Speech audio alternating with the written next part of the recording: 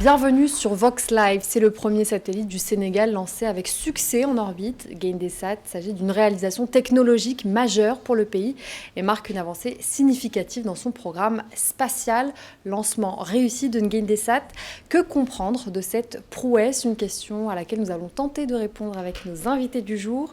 Bonjour, je suis alors aux côtés de Yannick Achilfoy, ingénieur financier, auteur de Fondements du capitalisme africain et réforme monétaire. Bonjour. Bonjour et bonjour à tous les téléspectateurs. Je suis aux côtés également de Alpha Barry, donc vous êtes analyste politique et auteur des Racines du mal guinéen. Je suis journaliste aussi. Et journaliste, ne l'oublions pas. Et enfin, Émeric Torognan, bonsoir, vous êtes à nos côtés, vous êtes journaliste également. Merci beaucoup, Soukaina Askali, pour l'invitation. Alors, tout d'abord, on va évidemment poser le contexte.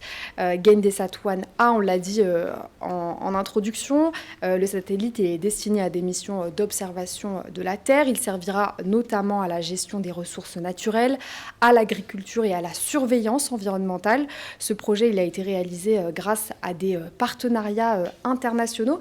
Émeric, qu'est-ce que ce satellite il signifie concrètement pour un pays comme le Sénégal? Qu'est-ce que ce lancement il signifie? C'est le résultat d'abord d'une collaboration, je vais dire, universitaire, parce que ce satellite a été conçu avec la collaboration de l'Université de Montpellier en France. C'est le résultat d'une ambition affichée des autorités sénégalaises de pouvoir aller aussi à la conquête de l'espace. Aujourd'hui, tout le monde, toutes les puissances sont présentes au niveau de la quête ou de la conquête de l'espace. Et le Sénégal entre ainsi dans le cercle restreint des pays africains qui ont au moins un satellite en orbite. On peut compter, je pense qu'ils sont au nombre c'est une quinzaine de pays. Et aujourd'hui, les autorités sénégalaises et tout le peuple sénégalais peuvent être fiers de cette avancée, de cette prouesse. Donc une avancée majeure, on l'a évoqué. Il y a aussi des cas concrets, donc il va y avoir des applications pratiques, des avantages immédiats. Yannick, je me tourne vers vous. On évoquait le domaine de l'agriculture, de la gestion environnementale, des télécommunications. Est-ce que concrètement, vous pouvez nous expliquer qu'est-ce que ça va apporter? Du coup, ça va apporter dans le domaine justement de l'agriculture et des communications cet aspect collecte de l'information pour pouvoir prévoir et parfois prédire les changements climatiques et que les agriculteurs puissent s'adapter. Également en termes peut-être de montée d'eau, de sécheresse, donc ça va permettre au Sénégal d'améliorer son rendement agricole, pour pouvoir un peu réduire les importations en termes de riz, en termes d'arachide et tout le reste. Donc pour le Sénégal, c'est un apport majeur pour l'économie parce qu'une fois que l'agriculture a une meilleure productivité, c'est toute l'économie qui en dépend, la transformation, la distribution, le coût de vie des Sénégalais qui peut être impacté positivement. Donc c'est un petit pas pour le Sénégal et je dirais un grand pas pour l'Afrique subsaharienne parce que le Sénégal c'est l'un des pays d'Afrique subsaharienne, hormis l'Afrique du Sud, à le faire. Donc tout ce qu'il y a comme Afrique centrale, personne n'est encore arrivé, Cameroun, Côte d'Ivoire, tout ça, personne n'est encore arrivé. Donc le Sénégal emboîte le pas à tout le monde et je souhaite que tout le monde suive l'exemple en Afrique subsaharienne. Est-ce qu'on peut déjà tirer des leçons pour l'avenir du secteur spatial africain ou c'est encore un peu trop tôt? Si, c'est un bon début, il faut saluer cela. Ce qui est plus intéressant d'ailleurs, c'est que la conception a été faite par des ingénieurs sénégalais. La collaboration, c'est au niveau du lancement, mais pour monter le projet, le réaliser, ce sont des ingénieurs et des techniciens sénégalais qui l'ont fait. Ça veut dire que la première richesse d'un pays, ce sont ses ressources humaines. C'est une avancée majeure qui va avoir des effets de contamination. Certains pays aussi, si l'ouverture elle est là, peuvent collaborer. Donc ce satellite sénégalais lancé aux États-Unis, parce que c'est là-bas qui avait le support pour lancer le satellite, permet de collectionner et des images et des données. C'est-à-dire que, par exemple, pour la météo, il a parlé de l'agriculture, pour la météorologie, ils étaient obligés, ils ont installé dans chaque ville des trucs, des repères pour enregistrer. Et maintenant, ils ne sont pas obligés de le faire. Le satellite pourra collectionner tout cela et leur rapporter ça dans un plateau d'or. Moi, je pense que c'est une véritable révolution technologique. La conquête de l'espace est devenue aujourd'hui indispensable pour l'Afrique. Ça démarre, il y a des pays qui l'ont, il faut vraiment que cela se multiplie et que finalement, que notre espace, nous la contrôlions et que nous la utilisions pour le développement de l'agriculture, pour le développement de la météo, de l'environnement, de tous les secteurs qui peuvent nous permettre un développement durable. Je voudrais bien rebondir sur cette collaboration qui a permis d'engendrer, de voir ce projet se réaliser. Et j'ai été quand même j'ai été frappé d'admiration quand j'ai appris qu'il y a un astronaute d'origine sénégalaise qui a contribué fortement à ce que ce projet puisse voir le jour, à ce que ce satellite soit lancé. Et c'est ça, c'est à cela que nos diasporas doivent également servir. Oui. Quand on est de la diaspora, on a une certaine compétence, il faut qu'on puisse penser à aider, à contribuer à l'essor, à l'évolution de nos pays d'origine. Même si on est de la diaspora et qu'on n'a pas trop de lien direct avec le pays, mais on sait qu'on vient du Sénégal, on sait qu'on vient de la Guinée, on sait qu'on vient du Cameroun, on sait qu'on vient du Bénin, qu'on puisse se dire, je dois apporter quelque chose à mon pays d'origine. Et c'est ce que ce Sénégalais a fait. J'ai oublié son nom, sinon j'allais le citer ici. Ouais. On récoltera certainement, le Sénégal récoltera beaucoup de bénéfices au travers du lancement de ce satellite. On a parlé de l'agriculture, on a parlé du domaine de la météorologie. Je me rappelle, je disais souvent, les prévisions météorologiques en Afrique sont souvent très, très, très, très incertaines. Et je pense que c'est à cause de l'absence de satellites pouvant collecter des données statistiques, des données climatiques. C'est à cause de l'absence de ces satellites qu'on a des informations approximatives. Aujourd'hui, un pays comme le Sénégal s'est lancé. C'est vrai qu'on a d'autres pays. J'avais parlé déjà de 15 pays. Entre autres, on pourra parler du Nigeria, de l'Afrique du Sud, qui ont, je pense, une dizaine de satellites. Même déjà. La Libye, le Kenya également. Il y a des pays qui sont en train d'aller à la conquête de l'espace. Et justement, vous évoquez ces autres pays africains. Est-ce que ce lancement, il peut stimuler une coopération régionale dans le secteur du spatial? On l'a évoqué, Afrique du Sud, Nigeria. Est-ce que ça peut être un catalyseur? Est-ce que ça peut... En fait, c'est normalement ce genre de projet que devaient porter les organisations comme la CEDEAO. Parce qu'aujourd'hui, ils ont commencé avec un tout petit satellite. Mais demain, justement, ils devaient penser à d'autres domaines. Parce qu'aujourd'hui, on est juste sur la collecte des images. Demain, on devrait penser aux satellites de communication, de défense, de plein de domaines. Parce qu'il faut le dire, aujourd'hui, les puissances, lorsqu'on dit que la Russie est une puissance, c'est parce qu'elle maîtrise à la fois la Terre et l'espace. Donc, vous ne pouvez pas être une puissance si vous ne maîtrisez que la Terre, c'est impossible. Et je dirais aussi, en fait, que ce satellite, c'est un peu un cheminement vers l'émancipation de l'Africain. Parce qu'il faut le dire, il y a deux émancipations dont les Africains doivent faire envers la néocolonisation et envers eux-mêmes. Sortir de nos bastions, comme disait quelqu'un, s'émanciper, c'est-à-dire se dire que nous aussi on peut. Parce qu'en Afrique subsaharienne, on a l'habitude de dire ça, c'est les choses du blanc. C'est-à-dire, on ne se consomme même pas en train de le faire. Donc, rester et se dire, mais nous sommes capables d'envoyer un satellite dans l'espace, de l'utiliser, de collecter les données, de faire la géolocalisation, de faire plein de choses. Je crois que c'est un grand pas vers l'émancipation individuelle de l'Africain et aussi de façon collective des Africains. Méric, vous voulez peut-être réagir? Oui, c'est important que de s'émanciper en prenant, en se basant également sur le développement technologique. C'est vrai qu'on oriente nos regards, nos politiques sur la subsistance.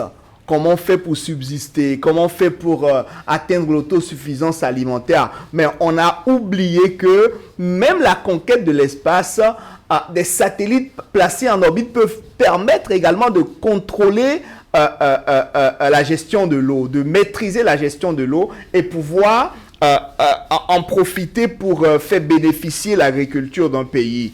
Et les autorités sénégalaises l'ont compris et je pense que d'autres pays également devraient en faire leur cheval de bataille. Commencez par dire comment nous également on réussira, on mettra des dispositions ou le financement nécessaire pour pouvoir construire nos satellites, pour pouvoir également lancer un jour nos satellites et pouvoir être sur le plan technologique, commencer ou amorcer notre indépendance. Si on parle d'enjeux économiques, vous vouliez peut-être réagir Oui, à non, ça? au-delà de l'enjeu économique, il y a aussi l'enjeu sécuritaire. Les satellites peuvent contrôler les mouvements de troupes, peuvent contrôler tout, et ça peut permettre de sécuriser. Quelquefois, c'est la surprise qui fait que souvent, il y a beaucoup de morts, etc. Mais si on peut surveiller le territoire aussi, je pense qu'il faut développer cela. Il y aura un effet mécanique, hein.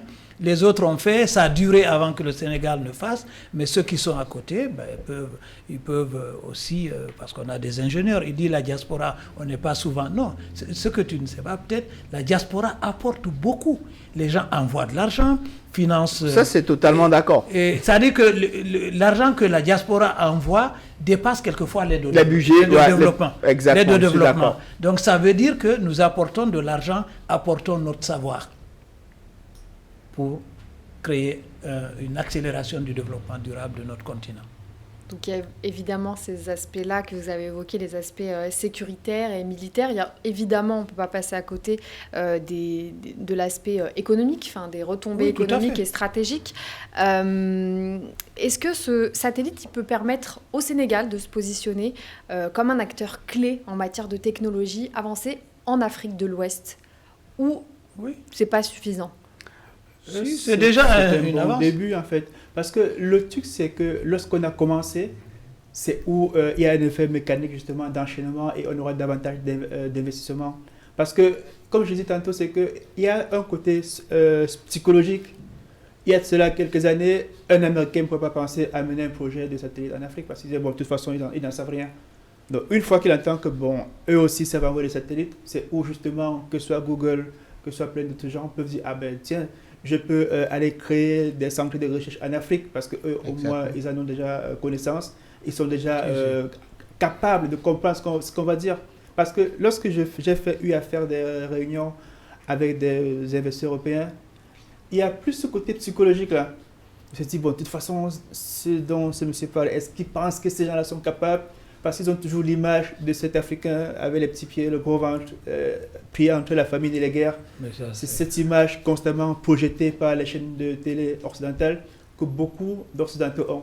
Et parmi ces beaucoup, il y a les investisseurs. Donc du coup, les startups qui vont se lancer dans le domaine seront beaucoup plus, il y aura beaucoup plus de réceptivité lorsqu'ils iront chercher par exemple les capitaux sur les marchés. Les gens sauront que non, il y a déjà un exemple, il y a un précédent. Donc, nous, on peut prendre le risque sur cette personne parce qu'on a déjà au Sénégal un environnement qui lui permet justement d'être beaucoup plus crédible. Donc, il y aura un effet économique induit par cette initiative du Sénégal dont on peut féliciter les autorités. Je ne sais pas lequel des présidents a initié, si c'était Ouad ou le président Ouad ou bien c'était Macky Sall, donc je ne sais pas lequel. Mais il faut tous les féliciter d'avoir conduit le projet de bout en bout. Parce que c'est aussi ça un gros problème en Afrique subsaharienne, parce qu'il y a beaucoup d'initiatives qui sont lancées, mais très Est-ce que l'Afrique, elle est victime, on va dire, d'une image médiatique qui n'est pas juste et qui empêche les investisseurs, surtout dans les domaines technologiques? Oui, en fait, il y a une surreprésentation du côté obscur. Parce que chaque société, que ce soit aux États-Unis, que ce soit en Europe, il y a le côté bling-bling et il y a le côté obscur. Or, en Afrique, il y a cette tendance à ne montrer que le côté moins reluisant, quoi. Donc ici aussi, on connaît des points qui ne sont pas tout à fait clean. Or, en Afrique, il y a un focus assez insistant sur ce qui ne marche pas. Or, à côté, on a des beaux pays qui se développent. On a le Rwanda qui est absolument très bien fait. Il y a le Bénin, le Togo qui se développent. Donc, il y a pas mal de choses bien qui sont faites. mais elles ne sont pas mises en avant. Donc, le satellite, c'est une information qui a fait le tour du monde. Donc, c'est aussi sur le plan du marketing public quelque chose d'assez intéressant. En termes Très de positif. symbole. C'est très positif, quoi.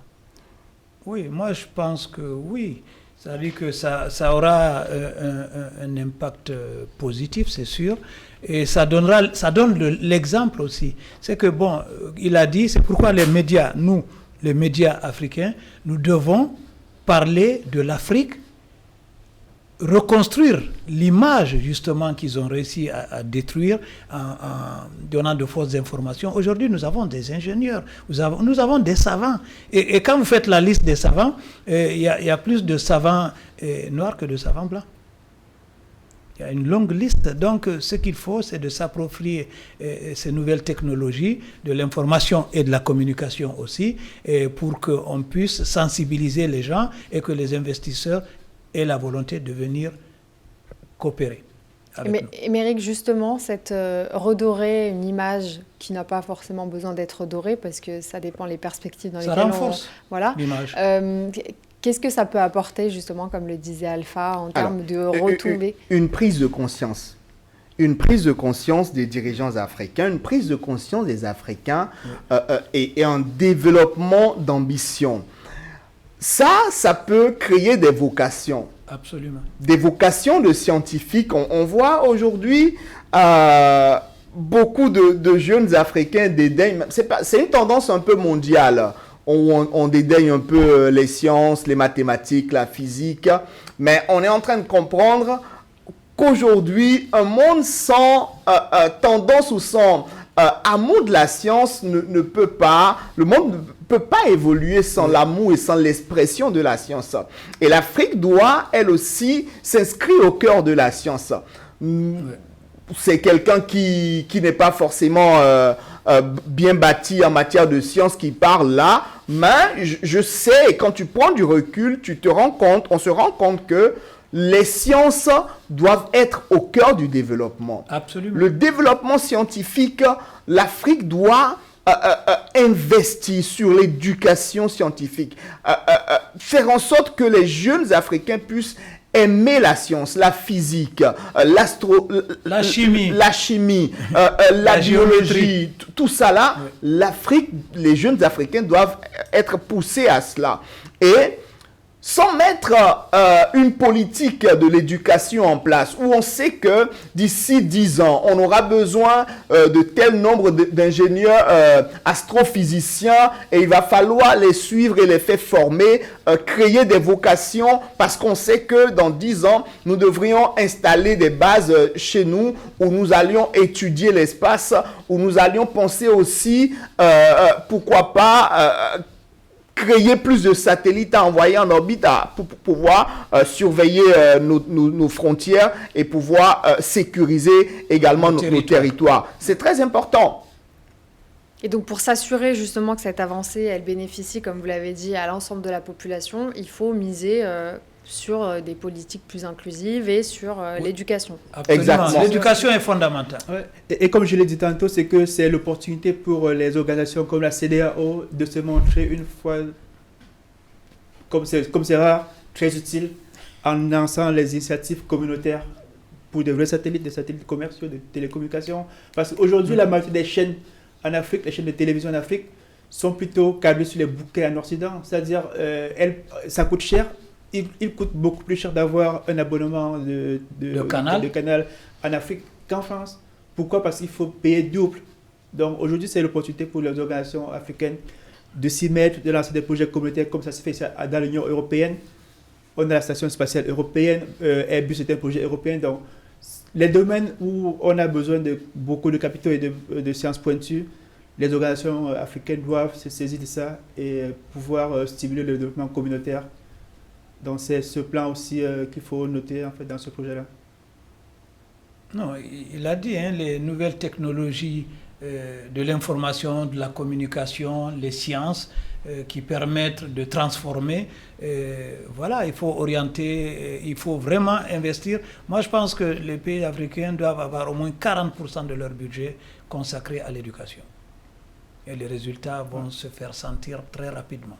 Parce que les gens vont inventer. Je me rappelle au temps de Covid, il y a un jeune ingénieur guinéen qui a créé une machine. C'est-à-dire, au lieu de qu'on te fasse les prélèvements et tout, tu passes à l'intérieur de la machine. Si tu es contaminé, ça signale automatiquement. La machine le détecte. Ah oui, ouais, automatiquement. Il y a plein d'inventions. Il y en a un qui a inventé un véhicule. Des avions et tout. Voilà. Lorsqu'on regarde sur les réseaux sociaux, on voit tellement d'inventions de jeunes Il y Africains, a beaucoup. mais qui ne sont pas repris. Déjà, ces jeunes ne sont pas, je peux dire, récupérés pour être formés dans les domaines où ils sont des génies. Et les financiers. Parce qu'ils le font sans formation. Donc, il y a des petits-enfants au collège qui construisent un avion qui vole. Donc, ça, c'est des enfants, justement, qu'il faut récupérer et former pour qu'ils soient des ingénieurs, parce que c'est des génies. Prendre en charge. Donc, l'Afrique a tellement de génies comme ça, et il manque l'infrastructure et l'encadrement nécessaire pour que, justement, la science prenne une accélération au niveau de l'Afrique.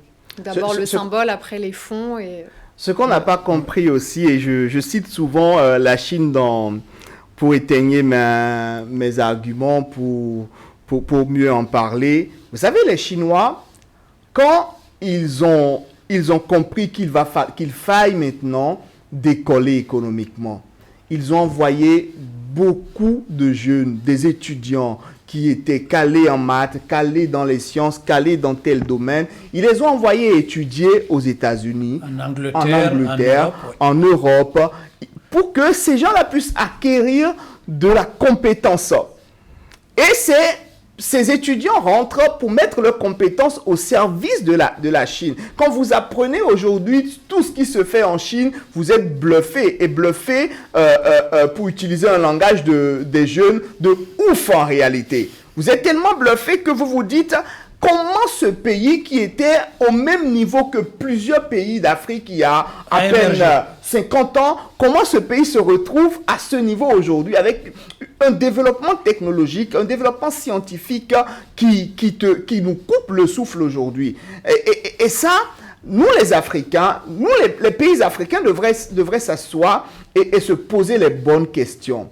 Il y a des batailles qui ne sont plus à mener, où on est en train de se victimiser à longueur de journée, où on est en train de ressasser le passé et d'accuser tout le temps les autres de tous les maux qu'on subit aujourd'hui. Il faut à un moment donné qu'on dépasse tout ça et qu'on se dise il faut mettre une stratégie en matière d'éducation, une stratégie africaine, en matière de science, en matière de recherche. Il faut qu'on mette une stratégie en place, une stratégie à respecter. Pas seulement une stratégie avec des budgets à louer aux véhicules, aux 4x4, aux maisons, aux résidences professionnelles des directeurs ou des directeurs de centres, je ne sais pas. Ça, c'est des trucs basiques, c'est des choses basiques sur lesquelles il va falloir que nous puissions véritablement nous pencher, véritablement réfléchir. Ah oui. L'Union africaine a un rôle à jouer. Il ne faut pas créer la SECNA juste pour que la SECNA soit SECNA et réguler seulement les vols, mais que la SECNA puisse jouer son rôle en matière de météorologie. Il faut que la SECNA puisse véritablement jouer ce rôle. Et si on a des stations ou des centres de recherche spatiaux ici en Afrique, je dirais pas ici parce que ici on est en Europe, dans des pays africains, ça pourrait faire énormément de bien. Rappelons qu'on n'est pas en reste. On parlait de l'Afrique du Sud, du Nigeria. Il y a également l'Éthiopie, le Maroc qui ont également lancé des satellites. Donc en termes de représentation, c'est peut-être ce qui manque au final, comme vous le disiez, sur la scène internationale. Manque de représentation, mais les pays africains ne sont pas en reste. Ouais. Du coup, moi, je pense aussi qu'il faut que la coopération sud-sud. Il faut développer la coopération sud-sud. Quand un pays a un acquis, il faut qu'il le partage avec les autres pour que ça puisse servir à tout le monde. Aujourd'hui, nous avons des ingénieurs, nous avons des intellectuels, nous avons des savants, mais qui ne sont pas utilisés. Ce qu'il faut aussi éviter pour pousser les diasporas à rentrer, parce que nous avons des diasporas partout, à rentrer, c'est comme on dit en Chine, tu fais semblant de payer les gens et les gens font semblant de travailler. Il faut prendre véritablement en charge parce que le boulot et les résultats qu'ils vont apporter vont permettre au pays d'avoir un essor social, économique, franchement, qui profitera à tout le monde. Et ça me permet de raconter une anecdote qui s'est passée au Mali il y a quelques mois, ou bien un an et plus, lorsque le Mali a interdit son espace aérien aux vols européens et notamment français. Ils ont quand même survolé parce qu'ils ne soupçonnaient pas le radar, que les Maliens pouvaient être capables de savoir qu'ils ont survolé. Donc, ils n'étaient pas au courant que le Mali a acquis un radar qui permettait justement de contrôler son espace. Donc, on voit en fait la projection de comment l'Africain peut être pris pour un guignol en fait. Donc, ils se disent de toute façon, on vole, ils ne sauront pas qu'on est passé. Ça dépend de nous. Donc, s'approprier la technologie, c'est également ça se fait respecter au niveau international, parce que si ça avait été peut-être la Belgique qui dit ne passez pas dans mon espace aérien, ils n'auraient pas essayé. Et on a vu une crise qui a eu lieu entre la Chine et le Japon, parce qu'un avion chinois a survolé l'espace aérien japonais pour quelques secondes, juste le temps de repasser et de rentrer. Donc, ça fait partie des instruments de souveraineté et de puissance d'un État de maîtriser l'aérien ou bien le spatial de façon générale. Donc, le Sénégal s'est mis sur la voie. J'espère que les autres pays vont emboîter le pas et que j'insiste sur les organisations parce que ce sont des domaines qui sont parfois consommateurs en capitaux. Donc, j'insiste plus sur les organisations comme la CEDEAO, comme la CEMAR, d'avoir des instituts de recherche agréés ou bien dédiés à ces sciences-là. Comme ça, ils pourront avoir des projets beaucoup plus grands comme l'Europe. L'Europe n'a pas fait la Station spatiale européenne parce qu'il y a une organisation européenne pour le spatial. Ce n'est pas parce que chaque pays ne peut pas le faire, c'est parce qu'ils savent qu'en mettant nos ressources en commun, on a des chercheurs plus performants, on a beaucoup plus d'instruments. Par exemple, on mutualise les ressources. Exactement, on mutualise les ressources. Et les ressources humaines et les ressources financières. Tout à fait. Donc ici, à l'université, ici, on rencontre beaucoup de chercheurs qui sont dans ces instituts, qui font le tour. Donc vous êtes français, vous pouvez aller faire la recherche en Allemagne. Tout vous est facilité. Et aussi, ce sont des grands centres qui permettent justement de s'épanouir. Donc c'est ce que l'Afrique doit copier comme modèle en termes de recherche. Vous avez vu, la France même les États-Unis avaient créé un centre de recherche scientifique. C'est je ne me rappelle plus comment il s'appelle, le professeur qui avait trouvé le sida là. Luc Montagnier. Luc Montagnier. Ouais. C'est-à-dire, on a dit le laboratoire du futur. Exactement. Mais on a pris un Français pour gérer ça. Donc ça veut dire que la coopération sud-sud et la coopération nord-sud, tout ça, vous prenez l'exemple du Japon pour finir, le Japon n'a aucune richesse. Tout le pays est bâti sur des volcans, sur des machins. Mais qu'est-ce qu'ils ont fait? Ils ont envoyé des gens en Europe pour étudier.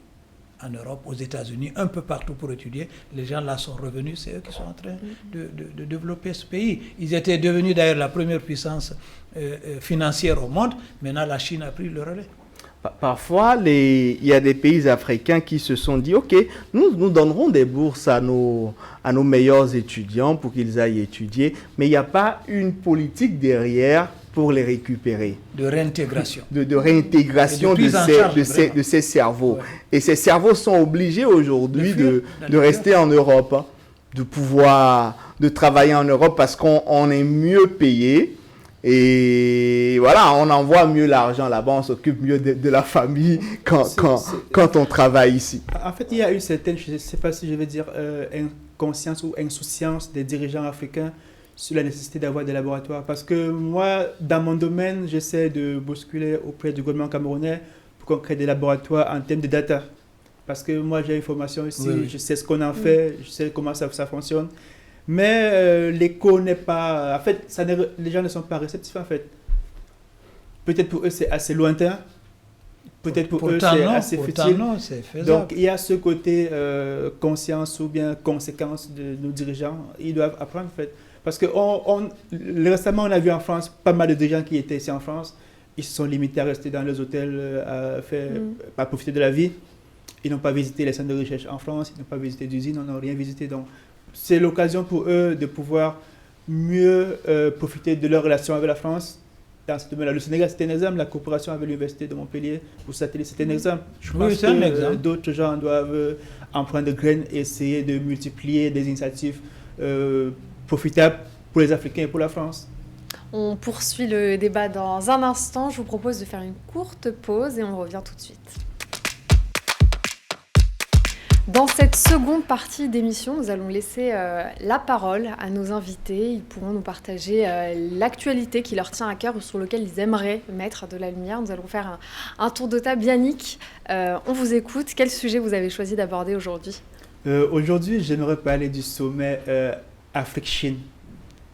Donc, on est déjà habitué à ces fameux sommets Afrique-Russie, Afrique-Turquie, France-Afrique, Afrique-Chine. Donc, chaque pays qui estime qu'il peut déjà vivre, qui peut déjà subvenir aux besoins de sa population, s'aventure à convoquer un sommet avec les Africains. Et comme nous, on n'a pas encore acquis la stature de dire non à ce genre de sommet, on est toujours preneur. Donc, il y a quelques jours, il y avait le sommet Afrique-Chine. Qui s'est clôturé vendredi dernier. Tout à fait, qui s'est clôturé vendredi dernier, justement. Et c'était intéressant de voir ce que les Africains ils sont allés faire, ce qu'ils ont dit et ce qu'ils ont ramené. Donc, du coup, les présidents africains sont scindés en deux lots. Il y a ceux qui y sont allés avec des projets, avec des entreprises à visiter, avec des industries à visiter, avec des cantons. Parce qu'il faut le dire, il y a une certaine décentralisation en Chine. Vous pouvez coopérer, faire une coopération cantonale avec un canton où on a une industrie qui vous intéresse. Vous pouvez le contacter directement pour faire des relations. Donc, il y a des pays qui, après le sommet, ils sont allés pour visiter des industries parce que c'est déjà des entreprises avec lesquelles ils travaillent dans leur pays en Afrique. Ils ne savaient jamais d'où ils venaient. Donc, c'était l'occasion pour eux d'aller voir, de voir comment ils fonctionnent, même de renégocier certains contrats. Parce que c'est sur place, en fait, qu'ils se rendent compte que ce qu'ils achetaient peut-être c'était beaucoup plus cher. C'est là-bas qu'ils découvrent que non, ils peuvent trouver beaucoup mieux en termes de qualité, le rapport qualité-prix et tout. Il y en a qui sont vraiment allés en tourisme, faire la fête, faire les photos, après ils sont rentrés en Afrique. Donc, il faudrait que la classe politique qui s'inscrit dans ce schéma de jouissance, juste aller chaque fois d'aller se prendre les photos, il faudrait qu'elle sache en fait que la jeunesse est de plus en plus éveillée. Elle veut voir des hommes courageux, des hommes qui prennent des initiatives, des gens qui sont décomplexés vis-à-vis de l'Occident. Et en tout et surtout, c'est qu'il faudrait que l'Afrique se mette au capitalisme. Parce que c'est ce que la Chine a fait pour se développer en 40 ans. Aujourd'hui, 4 des 10 plus grandes bourses sont en Chine, un pays autrefois communiste. Donc, c'est vraiment pourtant, ils restent communistes. Hein. Justement, ils ont su prendre les instruments du capitalisme et les domestiquer. Et ce que l'Africain doit faire, l'Africain ne doit pas devenir capitaliste, mais il doit s'approprier le capitalisme. Exactement comme la Chine, c'est-à-dire prendre les instruments et les domestiquer, c'est ce que la Chine a fait. Libéralisme économique. Quoi. Exactement. Je crois que le président Ouad, c'est quelqu'un qui est très au fait de ça. Et je pense que beaucoup des résultats qu'on a au Sénégal aujourd'hui viennent de lui. Parce qu'il avait compris bizarrement, du capital. Le NEPAD a échoué. Le NEPAD ne doit pas échouer, justement. Il faut développer le NEPAD. C'est ça. Donc les Africains doivent justement y aller, non pas seulement pour commander quelques millions, parce qu'au passage, la Chine a dit, bon, j'ai 54 milliards pour vous, bon, alignez-vous, quoi. Toi, tu veux combien, Donc il faudrait qu'à un moment donné, on comprenne que nous pouvons être un centre de production du capital, tout comme la Chine. Il faudrait qu'on comprenne les mécanismes, comment ça marche, comment avec nos 1,4 milliards, on a le même nombre, presque à peu près autant de personnes que la Chine, autant de personnes que l'Inde. Donc, on est aussi capable de devenir une puissance économique dans les prochaines années, à condition qu'on aille faire ce que les Chinois, eux, ont fait en Occident, aller voir, apprendre et reproduire. Donc, quelle a été votre lecture de votre côté de ce 9e sommet Moi, à la fin du sommet, j'ai éclaté un tout petit peu de rire quand j'écoutais le premier ministre burkinabé qui disait « Oui, on nous a promis 50 milliards, mais bon, je ne sais pas quelle sera la part du gâteau du Burkina Faso. » Je dis c'est quand même ridicule de parler de gâteau parce c'est des prébendes, 50 milliards. L'Afrique pèse plus que ça en réalité. L'Afrique pèse plus que ça. Et nous sommes les seuls à ne pas nous rendre compte de ce qu'on pèse. C'est pourquoi la Turquie va rester, les dirigeants turcs vont rester chez eux et se lever pour dire on prépare un sommet Turquie-Afrique. On prépare un sommet Russo-Afrique. C'est parce qu'on ne connaît pas encore nos valeurs. Il faut que nous-mêmes, on puisse commencer par se demander comment percer le marché européen, comment percer le marché russe, comment percer le marché chinois. Les Chinois ne seront pas ceux qui viendront seulement investir chez nous. On voudrait que nos opérateurs économiques, qu'on puisse fabriquer des multimilliardaires africains, pas un, pas deux, pas trois, mais des dizaines qui seront capables. Des centaines et des centaines. Ok, j'épouse des centaines et des centaines qui seront eux-mêmes capables d'aller investir en Chine et ramener des capitaux, d'investir ici en Europe et de ramener des capitaux en Afrique. C'est ce que les autres font et ils sont puissants. Et je prends les mots de Barry, je dis on peut également le faire. Et on le fera. Enfin, la transition est toute faite. Voilà, moi je pense que pour cette carte blanche, on va parler de la Guinée. Participer au sommet, moi, le sommet russe-Afrique, j'étais là à Saint-Pétersbourg, j'ai écouté, j'ai suivi. Il faut que les Africains aussi organisent des sommets où ils vont inviter l'Europe en Afrique. Exactement. Je pense que ça aussi, on peut le faire. Les rapports. Voilà, ça inverse les rapports. Non, ça avait un rapport d'équilibre. C'est-à-dire, ils ont des intérêts chez nous, alors ils n'ont qu'à venir voir, discuter avec nous. Moi, je voulais parler d'un projet qui est le projet Simandou. C'est le plus grand gisement de fer au monde, en Guinée, le projet Simandou. La teneur en fer, la plus faible teneur en fer, c'est 65%. Vous imaginez? C'est-à-dire que si nous exploitons même une partie du Monemba, vous imaginez que ça peut rapporter au minimum 25 milliards de dollars par an. Ça veut dire qu'on aura une capacité d'investissement dans les domaines que nous voulons développer. Et je pense que ce projet-là, moi ce que je souhaite de tout cœur, c'est que les autres Africains collaborent, soient solidaires pour que ce projet-là soit un projet phare de l'Afrique. Parce que la Guinée toute seule ne peut pas profiter de ça. Ce n'est pas possible. Il faudrait que les autres puissent en profiter. Voilà. Donc c'est ce projet-là. Et je voulais aussi souhaiter, parce qu'aujourd'hui il y a tellement de soubresauts en Afrique, il y en a en Guinée avec toutes les manifestations et tout, je voudrais appeler les gens au dialogue. Pour construire, il faut se focaliser sur les solutions. Les problèmes sont connus parce qu'on les vit quotidiennement. Il faut trouver des solutions, se focaliser, et rassembler les énergies positives et les intelligences constructives pour développer nos richesses. Et je pense que c'est possible, il l'a dit, nous avons des ingénieurs, nous avons des intellectuels, il faut juste renforcer. Aujourd'hui, l'Afrique fait 62% de jeunes, c'est-à-dire que c'est la population la plus jeune au monde. Il y a des craintes, ils nous craignent, ils savent que cette population-là, cette jeunesse-là se réveille. Et quand elle se réveille, c'est un véritable tremblement de terre. Il vaut mieux qu'elle se réveille dans le sens de la collaboration pacifique.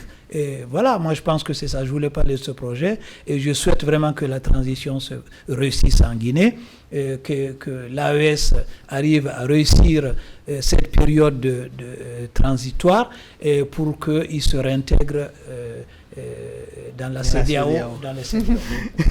Voilà, c'est le mot de votre... C'est le mot de la fin.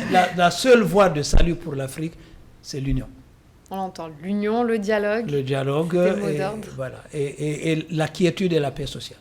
Ce gisement de fer dont le doyen Barry parle, c'est quand même quelque chose de colossal. Ce serait dommage que ce soit encore une firme occidentale ou chinoise ou russe ou canadienne qui l'exploite.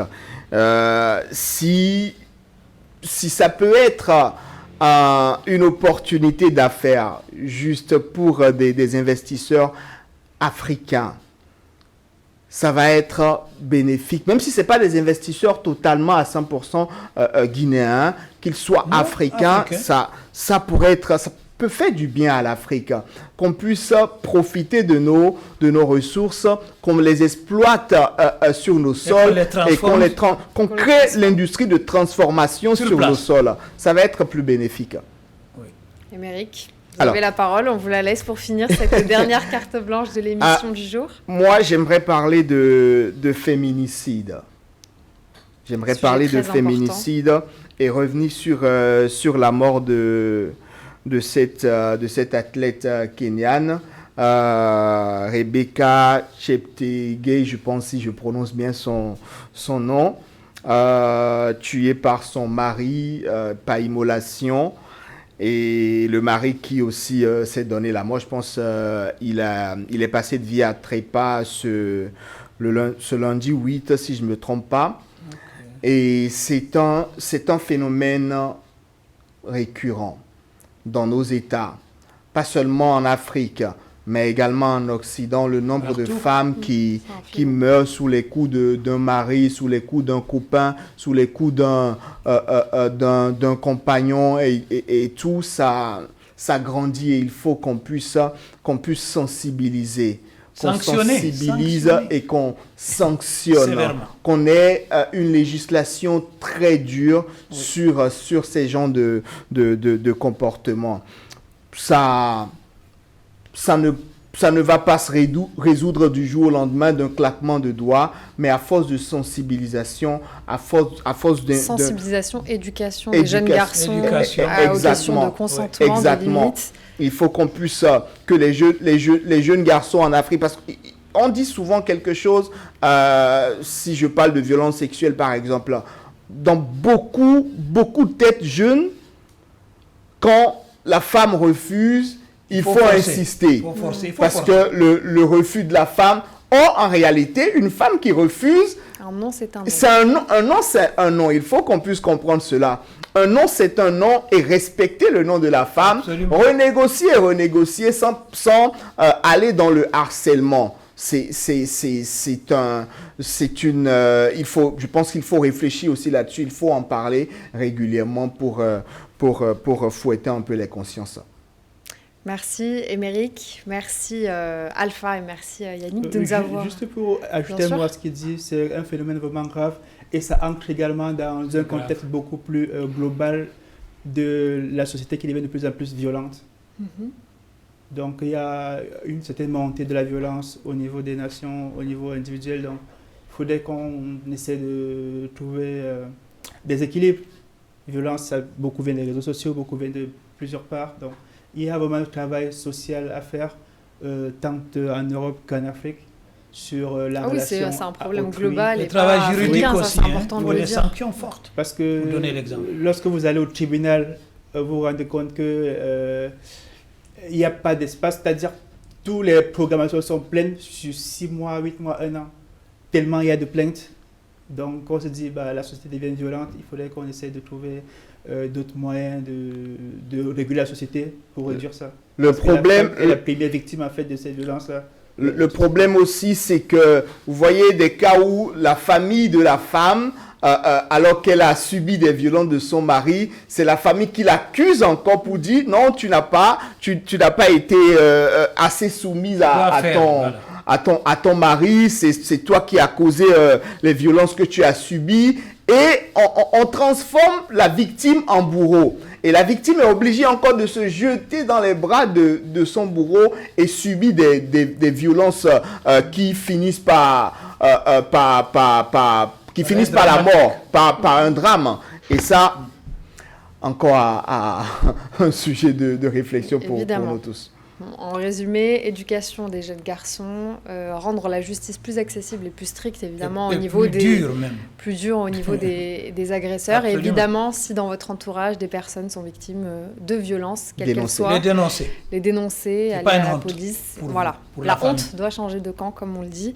Merci, messieurs, d'avoir abordé ces sujets intéressants tous autant qu'il l'était, et surtout ce dernier sujet d'une importance majeure. Merci d'avoir été avec nous. Je rappelle que Alpha Barry était à nos côtés. Vous êtes, on le redit, analyste politique, journaliste et auteur de votre livre « Les racines du mal guinéen ». Yannick Achille Fognier, ingénieur financier, auteur de « Fondements du capitalisme africain et réforme monétaire ». Et enfin, Émeric Torroignan, vous nous avez accompagné en qualité de journaliste aujourd'hui. Merci, messieurs. Je me bats aussi pour devenir écrivain, pourquoi pas. Je suis entouré d'écrivains. On vous le souhaite. Merci de nous avoir accompagnés. C'est la fin de cette édition de Vox Live. Merci de nous avoir suivis. Restez fidèles à notre programme.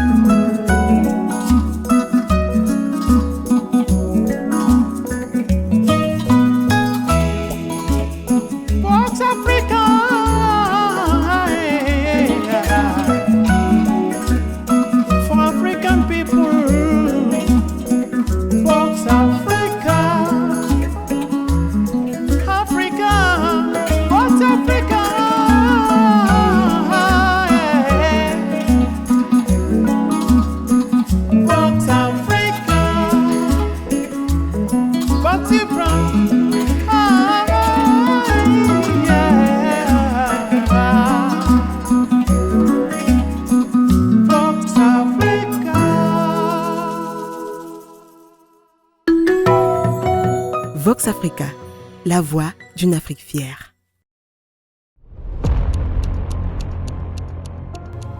Après 2 saisons réalisées et produites en Côte d'Ivoire, la production Chacha Talks pose ses valises au Cameroun pour la toute première fois.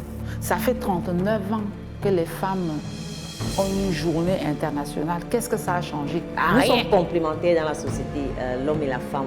Mais je rêve d'une société où la jeune fille peut se lever et dire qu'elle veut devenir pilote de ligne, elle veut devenir journaliste. Quel est votre vœu pour la jeune fille, entrepreneur camerounaise et africaine? Mon vœu, ce serait vraiment qu'elle puisse s'exprimer sans contrainte aucune, que ce soit professionnelle, familiale. C'est une saison inédite, consacrée aux femmes qui font bouger les lignes de l'entrepreneuriat au Cameroun. On privilégie surtout les matières qui sont adéquates avec le climat. Il fait très très chaud à Douala. Parce que l'art, c'est vraiment quelque chose qui nous inspire, c'est quelque chose qui a de l'impact et de l'attrait dans notre manière de voir les choses. Et ici, c'est là où la stratégie et le commercial se mixent. La diversité des secteurs d'activité et le dynamisme de ces femmes sont une des valeurs sûres sur lesquelles est axée cette saison. Retrouvez très bientôt la spéciale saison Chacha Talks Cameroun sur Vox Africa.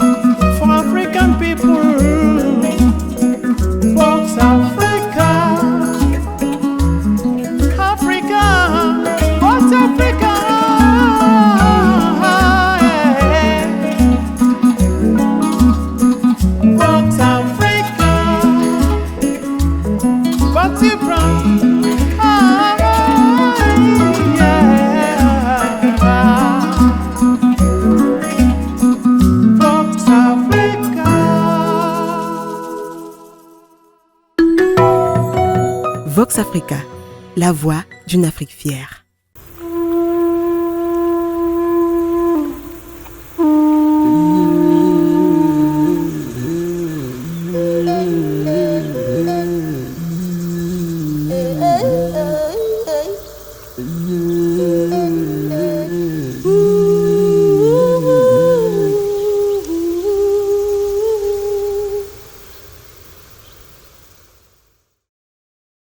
Avez-vous déjà assisté à une agression publique? Vous et de nombreuses personnes étiez présents, mais personne n'a réagi. Vous étiez comme bloqués. Eh bien, cela s'appelle l'effet spectateur. Bonjour à tous, je suis contente de vous retrouver pour un nouveau numéro de Aïssatou vous dit presque tout sur tout. L'effet spectateur est un phénomène tristement connu dans notre société actuelle. Il décrit la tendance de certaines personnes à rester spectatrices lorsqu'une agression se produit sous leurs yeux, sans intervenir pour aider la victime. Cependant, ce comportement peut avoir des conséquences graves et mettre en danger la vie des personnes impliquées. L'effet spectateur peut être causé par de nombreux facteurs, tels que la peur de subir à son tour une agression, la confusion quant à la gravité de la situation et l'incertitude quant à la responsabilité d'intervenir. Et oui, chacun pense que l'autre va intervenir. Cependant, il est important de comprendre que chacun d'entre nous a le devoir moral d'agir pour protéger les autres en cas de danger. Heureusement, il existe des moyens de surmonter l'effet spectateur et d'encourager les gens à agir en cas d'agression. La sensibilisation à ce sujet et l'apprentissage des techniques d'intervention peuvent aider les gens à se sentir plus confiants et plus à l'aise pour agir en cas de situation d'urgence. En fin de compte, cela peut aider à prévenir la violence et à sauver des vies surtout. L'effet spectateur lors d'une agression est un phénomène préoccupant qui peut avoir des conséquences graves pour les personnes impliquées. Cependant, en étant conscient de ce comportement et en agissant pour surmonter ses causes, nous pouvons faire une différence et protéger les personnes qui sont en danger. Enfin, il faut savoir que l'effet spectateur en soi n'est pas directement puni par la loi. Cependant, en cas d'agression ou de situation dangereuse, le manquement à porter secours à une personne en danger peut être considéré comme une infraction pénale dans certains cas. Par exemple, dans de nombreux pays, il existe des lois qui obligent les citoyens à porter secours à une personne en danger lorsqu'ils sont en mesure de le faire sans se mettre en danger. Le manquement à respecter ces obligations peut entraîner des poursuites pénales et des sanctions telles que des amendes ou même de la prison. Donc attention, mesdames et messieurs, l'inaction peut avoir des conséquences graves pour la personne agressée, mais aussi pour le spectateur. Voilà, c'est tout pour aujourd'hui. À bientôt!